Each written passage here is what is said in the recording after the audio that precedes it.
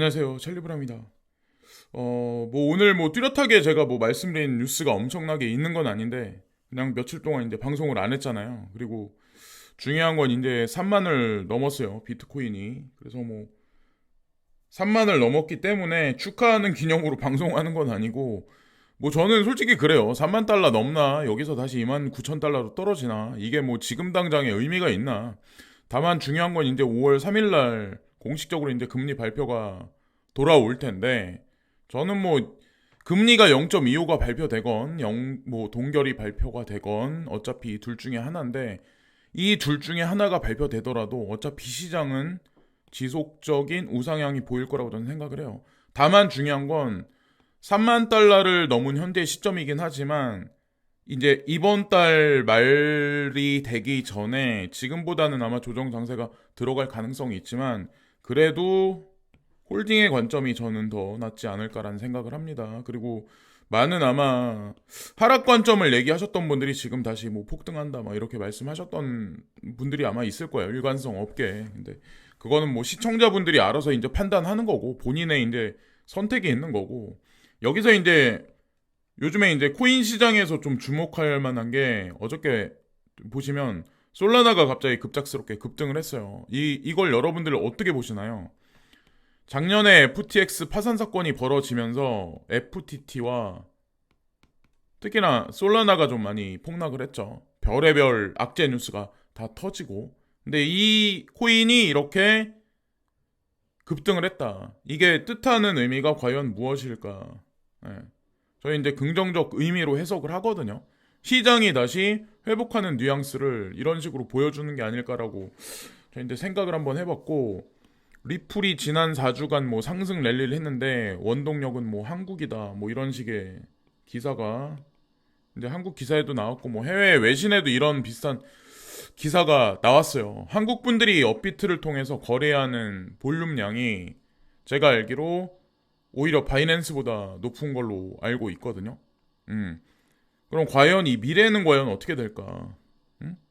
XRP가 잘못되면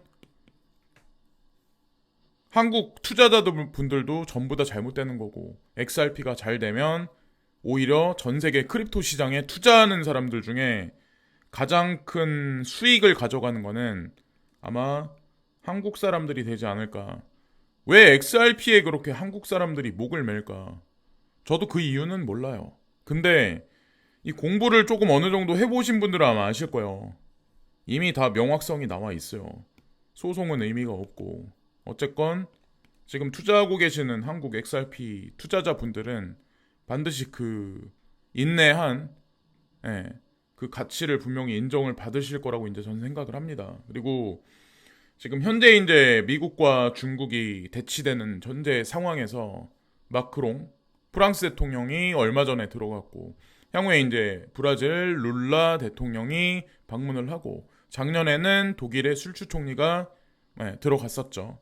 자, 이제 한 번 더 이제 제가 좀 지나가는 김에 한 번 더 말씀드릴게요. 미국을 필두로 한 G7, 서방 선진 G7, 이제 선진국 그룹, 그리고 중국을 필두로 한 이머징 국가, 이 세븐이라고 또 있어요. 이 특별한 기구는 아니지만 여긴 중국, 인도 이런 데죠. 향후에 그런 판세가, 세계 경제 판세가 어떻게 되냐. 누차 말씀드리지만 IMF에서 이미 전망치를 냈죠. 중국은 5.2에서 2024년이 되면 4.5다. 근소하게 미미하게 떨어져요. 여기 미국을 보시면 올해 1.6에서 1.1%로 오히려 성장률이 떨어집니다. 중국도 물론 떨어지지만 이게 장기화되면 과연 어떤 그림이 그려질지. 선진국, 유로존, 세계 평균은 이렇게 높고, 여기 E7은 나오지 않았지만 E7은 평균 5 정도 될 거예요. 5% 정도 될 거예요. 사람들이 이제 지금 이런 얘기들을 되게 많이 하잖아요. 달러가 기축통화인데 어떻게 위에나가 기축통화의 자리에 들어가냐. 위에나가 기축통화 자리에 들어가는 게 중요한 게 아니라, 이머징 국가, 이 세븐 국가가 중심을 잡고 전 세계 경제를 뒤흔든다는 자체가 시작의 트리거 포인트가 된다는 게 그게 포인트죠. 지금 당장 100년간 있었던 기축통화인 달러가 그게 흔들릴까요? 100년 동안 있었던 게 그게 급작스럽게 위에나가 그 자리에 들어가면 세계 경제는 폭락할 수밖에 없어요. 이러면 미국도 망하고 중국도 망합니다. 근데 어쨌건 이거는 아주 천천히 진행되는 아주 큰 퍼즐의 단계라고 이제 인식을 하시면 되지 않을까 생각해요. 한 2027년 정도가 되면 그 윤곽이 아마 서서히 드러날 겁니다. 달러의 공백을 위에나만 메꾸는 게 아니라 우리가 투자하고 있는 가상자산이 그 공백을 분명히 메꿔 갈 거라고 이제 전 생각을 해요. 앞에서는 위에나라고 얘기를 하지만 사실은 가상자산이 들어갈 만한 공간도 이미 그들은 마련해 놨습니다. 자, 코인베이스가 플레어도 상장했다. 오늘 솔라나도 좀 많이 상승을 했고 플레어 네트워크 XRP 관련한 자 XRP에서 이제 어떻게 보면 빠져나온 코인이죠. 근데 이 플레어 네트워크가 코인베이스의 공식 트위터를 통해 플레어를 상장한다고 밝혔다. 지금 소송이 끝나지도 않은 상황에서 이런 일이 발생됐다. 물론 이거 하나만 가지고 XRP의 코인베이스 재상장을 그리고 이 소송의 결론이 승소할 거라고 확신할 수는 없지만 뭔가 느낌이 좀 온다는 거죠. FTX 거래소 관련해서도 그렇고 서서히 이 두 개를 한번 매칭시켜 보면 향후 장세를 우리가 어느 정도 유추할 수 있어요. 뭐 이런저런 매크로 뭐 어떤 그 현물 경제하고 관련해서 보면 아주 지금 위태로운 상황이죠. 그러나 볼 것만 보시면 돼요. 여기저기 막 이렇게 막 여기저기 혼란스럽게 막 해봐야 수익률만 떨어지고 여태까지 인내하신 분들 자기 코인만 잃고 패배를 합니다. 예. 어차피 뭐 사라 팔아 말 듣고 뭐 레버리지 해가지고 선물 옵션 시장에서 거래해가지고 한두 번 수익 날 수 있지만 세 번째 네 번째 잃으면 오히려 더 마이너스 계좌. 이렇게 많이 돈을 잃으신 분들이 대출을 끌어다가 또 다시 레버리지로 들어가고 시총 하위에 있는 코인들의 손을 댑니다. 시총 하위에 있는 알트코인들 레버리지 고 레버리지 그러다가 전 재산을 다 잃어버리는 거죠. 이런 건 하면 안 된다는 거죠.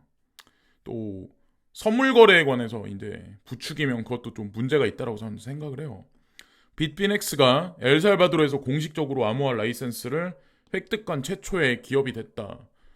빗비넥스가 이게 미국 기업이긴 해요. 그러나 빗비넥스는 홍콩에서 주로 움직입니다. 그리고 여기서는 USDT라는 스테이블 코인을 빼냅니다. 서클사가 USDC를 빼내고 이 두 개는 전 사라지지 않을 거라고 저는 생각을 해요. 어쨌건 이 빗비넥스가 엘살바도르에 공식적으로 암호화 라이센스를 획득한 최초의 기업이 됐다. 아주 의미심장한 것 같아요. 그러면 USDT가 엘살바도르를 통해서 유통되기 시작을 할 거다라고 이제 그런 생각이 들었고 저는 이거를 오늘 처음 알았거든요. 뉴스에 나온 걸 보고 윙클보스 형제가 10년 전에 평당가 $100 이하의 10만 BTC를 매수했다. 대단한 인사이트가 있는 형제예요. 그죠? 보통 일반적인 사람들은 운이 좋아서 이때 $100 이하의 10만 개의 비트코인을 매수했다라고 하더라도 $110나 $120가 됐었으면 다 팔아버렸을 거예요. 그리고 또한 지금까지 오면서 2013년 4월 달부터 지금까지 $100가 그냥 $100까지 있었냐. 이게 이 $100가 $20가 됐을 때도 분명히 있었을 거예요. 우리 개인이 그러니까 이 구조를 몰랐던 윙클보스는 알았지만 우리 일반인들은 $20까지 만약에 80%가 폭락했었으면 그죠? 마이너스 80%가 폭락을 했었으면 아마 그냥 손절하고 떠났겠죠. 네. 하여튼 가상자산 시장이라는 게 인내한 사람들이 아마 가장 큰 축복의 수익률을 2025년 정도에 보지 않을까라는 생각을 합니다.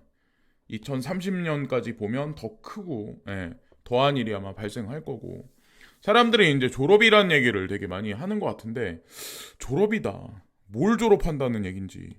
그러니까 일을 안 하고 그냥 팽팽팽팽 매일매일 넷플릭스 보고 게임하고 관광 다니고 그러면 인생이 풍요로워질까요? 중간에 일정 부분에 노동이 있을 때 이 오락이나 레크레이션이 게임이 더 재밌어지거든요. 그래서 사람은 뭔가 일을 해야 된다라고 저는 생각을 해요. 사소한 거 하나라도 그게 뭐가 됐든. 자, 전 홍콩 증선위 임원, 홍콩 미국보다 앞서 가상자산 프레임 구축, 크립토 진화 기조.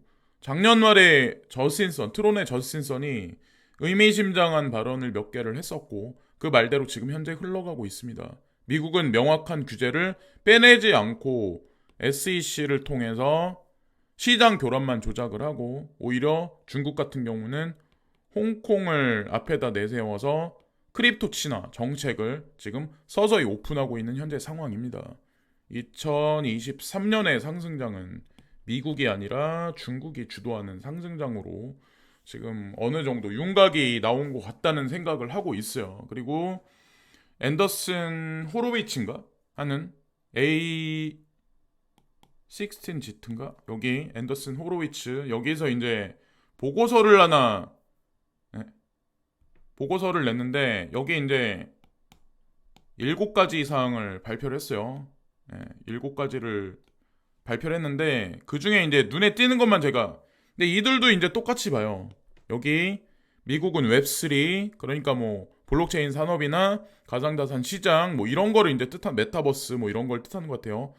미국은 웹3에서 선두를 잃고 있다. 2018년, 2022년 사이에 미국에 기반을 둔 암호화 개발자의 비율은 전 세계에 비해 26% 감소했고 사려 깊은 규제는 암호화 빌더에 미국에서 이러한 기술을 안전하게 혁신하고 성장하도록 장려할 수가 있다. 그래서 규제를 빨리 빼내지 않으면 선두를 잃을 거야. 이미 잃었을 수도 있어요.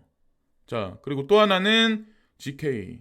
여기 영지식 증명 시스템이 수년간에 걸쳐서 작업이 놀라운 속도로 발전하고 있어. 이게 블록체인 확장성과 새로운 범죄 개인정보 보호 프로그램의 잠금을 해제할 거야. 아직까지 뭐 지캐시나 호라이즌에 관해서 아직까지 뭐 시세 분출은 없지만 어쨌건 어느 정도 블록체인 산업의 보편화가 되면 이들이 영지식 증명의 트렌드가 어느 순간 이것을 덮어버리는 순간이 전 올 거라고 생각을 합니다. 그리고 이게 아마 오늘인가요? 날짜로 따졌을 때 4월 12일 날이니까 샤펠라 하드포크가 끝나면 이더리움 가격은 정말 하락일까?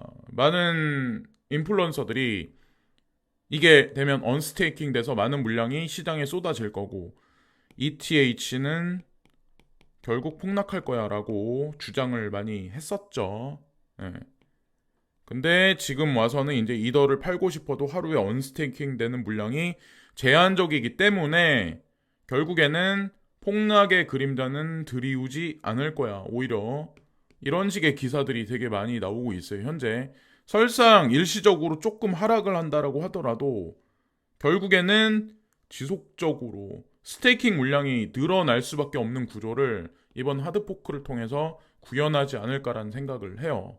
진짜 많은 물량이 만약에 스테이킹을 시도를 한다면 뭐 최대 30%라는 얘기가 있는데 그러면 발행된 것 중에 70%만 만약에 거래가 된다면 지금보다는 최소한 못해도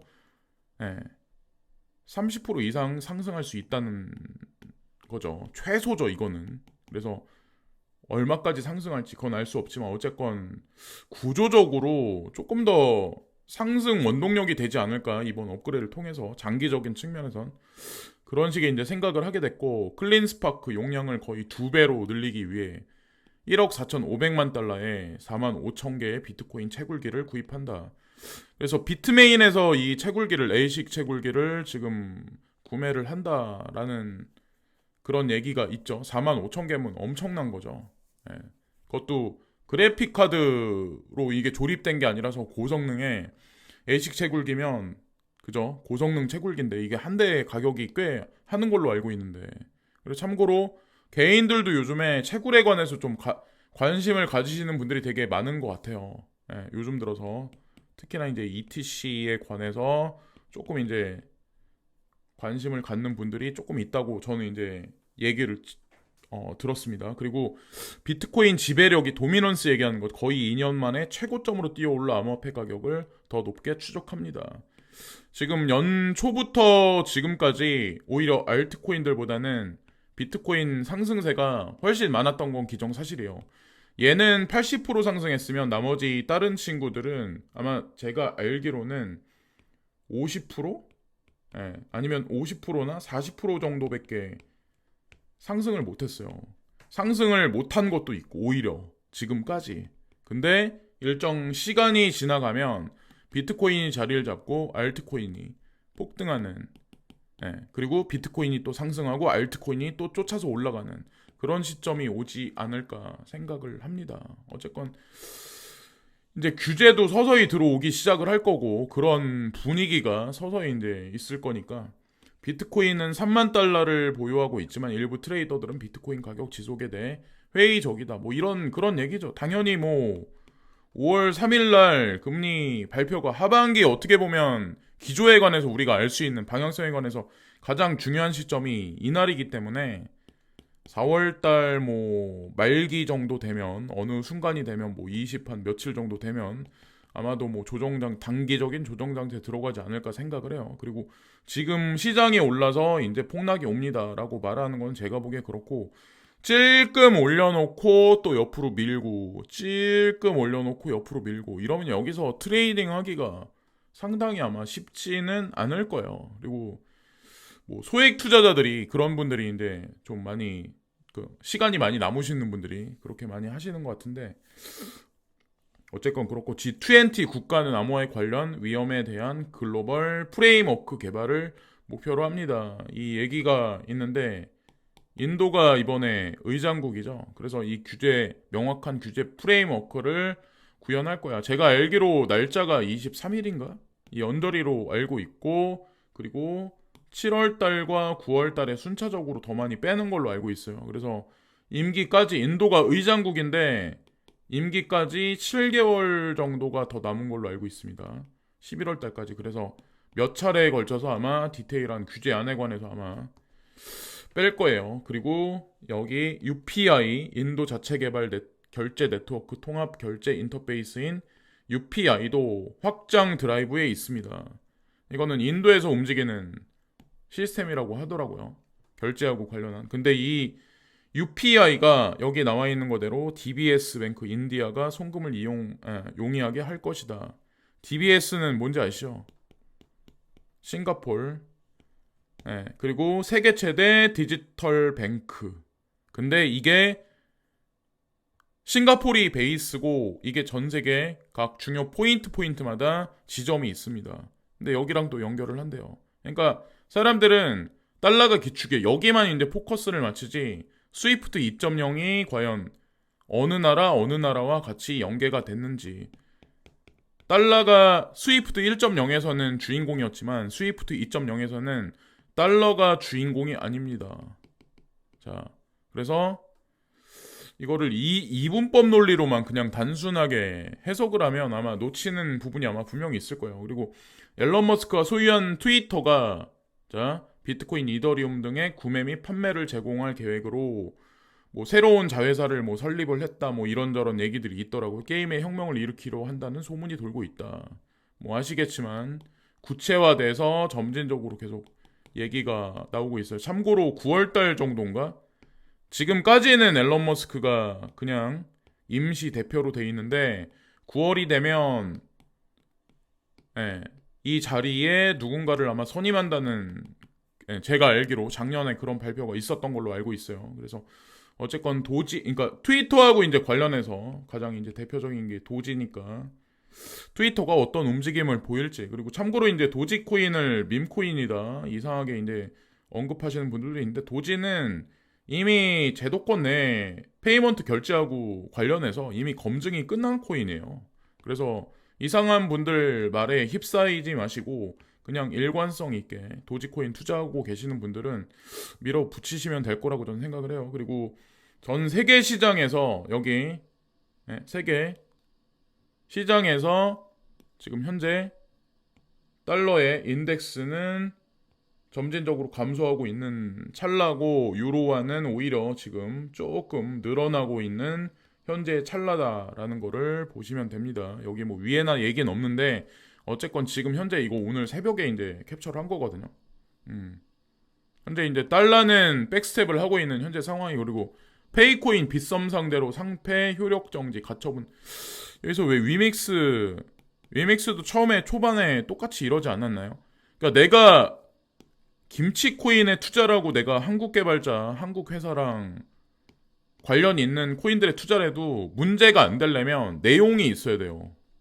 이거 페이코인은 다날이라는 회사가 백커 아닌가요? 다날이라는 회사가 중심 축을 잡고 같이 움직이는 거 아닌가요? 근데 그 외에 특정 코인들은 생태계 구현도 없고 개발도 없고 뭔가 없으면 그냥 빈 껍데기 진짜 말 그대로 사기라는 거죠. 이런 코인에 잘못 투자하면 그냥 폭락한 상황에서 다시 회복할 수 있다는 희망의 로를 못 들려요. 그러니까 잘 선택을 하셔야 된다는 거죠. 그러니까 누가 블로그에 글을 몇 개 올렸으니까 누가 유튜브에서 뭐 떠들었으니까 그게 아니라 분석을 명확하게 내가 최소한 못해도 몇 개월 정도 하신 후에 결정을 하셔가지고 내 돈을 투자를 하셔야 된다는 거죠. 가장 중요한 건 기관 투자가들이 공통되게 투자하고 있는 코인들 이런 코인들을 장기로 ETF까지 보시면서 투자하시는 게 오히려 좀 마음 편하시지 않을까 생각을 해요. 왜 위믹스만 1,000만 개나 뺏겼나 침묵하는 지닥의 위믹스 투자자 발동동. 지닥이 급작스럽게 해킹당했다는 뉴스 이것도 제가 물음표를 던지게 됐고 그리고 왜 해킹당한 코인들이 왜 하필 위믹스가 또 많냐 여기서도 물음표를 하나 더 던지게 됐습니다. 여기서 물음표가 2개가 나오네요. 왜 하필 지금이냐 왜 하필 호재뉴스 전에 이런 게 나온 게 아닐까 혼자 이제 저 스스로 한번 생각을 해봤고 쿠팡 파이낸셜 차 활부 금융 개시 쿠팡 여전업 시동 여기서 뭐 금융업을 한다는 얘기는 안 하지만 차 활부 이것도 금융업의 일종이죠.